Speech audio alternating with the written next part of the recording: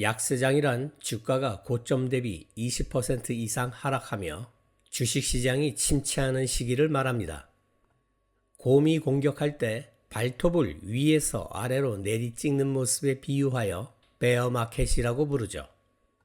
약세장의 원인은 기업 실적 악화, 전쟁 같은 예기치 못한 악재 등이 복합적으로 작용하여 발생합니다. 그러나 가장 강력한 거시경제적 원인은 뭐니 해도 금리 인상이죠. 약세장에서는 자기 돈을 지키는 방어적 태도가 최우선입니다. 전문가라면 인버스 상품이나 배당주 등으로 대피하는 전략이 유효하지만 비전문가들은 현금 비중을 극도로 늘려서 소나기를 피하는 것이 가장 안전한 전략이 될 수 있죠. 강세장이란 주가가 장기간 상승하며 시장 전체가 활기를 띠고 낙관론이 퍼지는 시기를 뜻합니다. 황소가 뿔을 아래에서 위로 치받으며 공격하는 모습에서 유래하여 불마켓이라고 부르죠.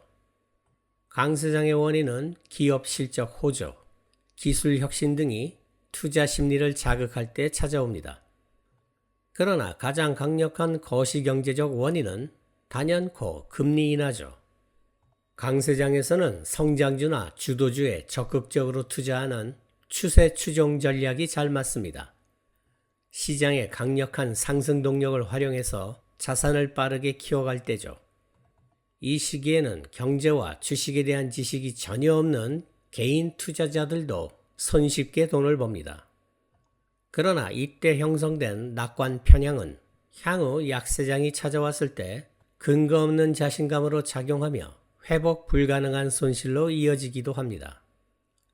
여러분은 예제를 미리 풀고 난 뒤에 강의를 들어야 독해력을 키울 수 있습니다. 첫 문장을 볼까요? 시간을 10초 드릴 테니 이 글의 핵심어와 주제, 뒤에 나올 내용을 짐작하여 간단하게 메모하세요.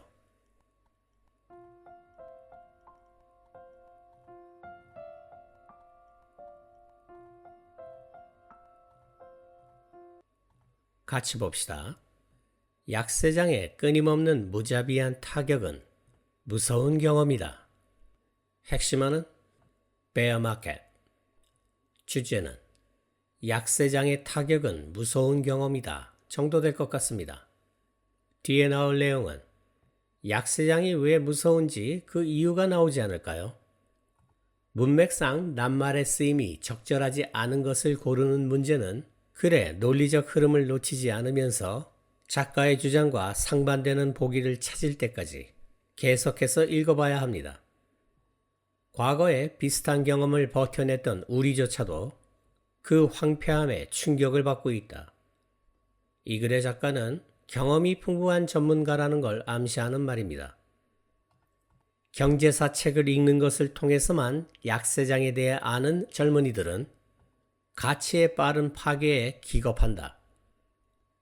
여기서 values는 단순한 관념적 가치가 아니라 주식시장에서 자산의 가치, 즉 주가를 의미합니다.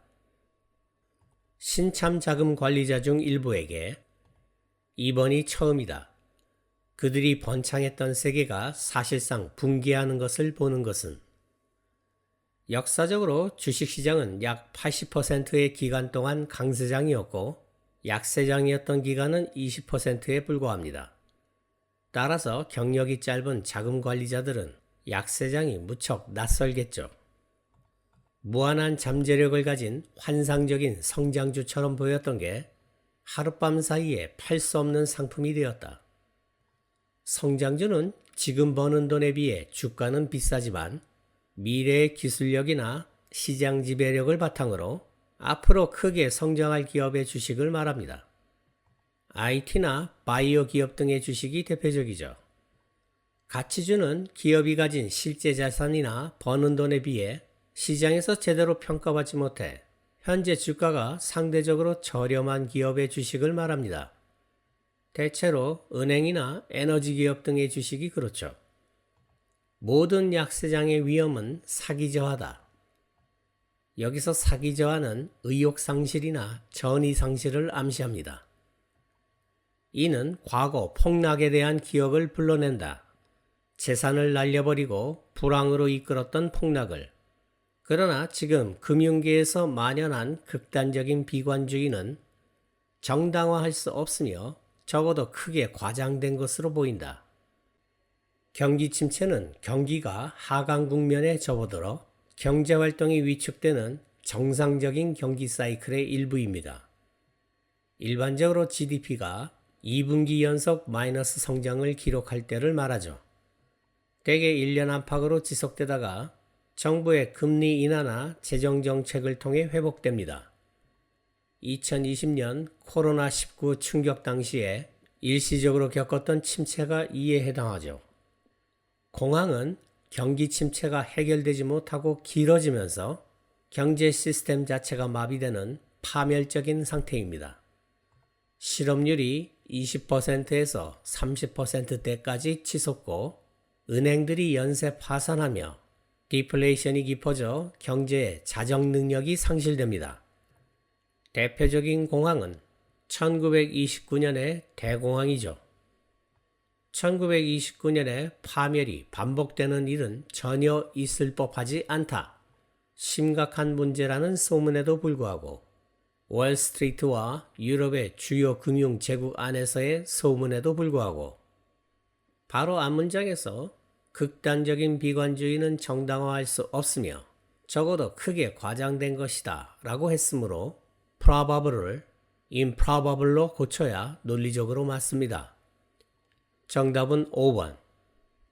전체적으로 봤을 때 현재의 약세장과 1929년의 대공황을 비교하면서 약세장이 공황으로 이어지지는 않을 거라고 주장하는 글입니다.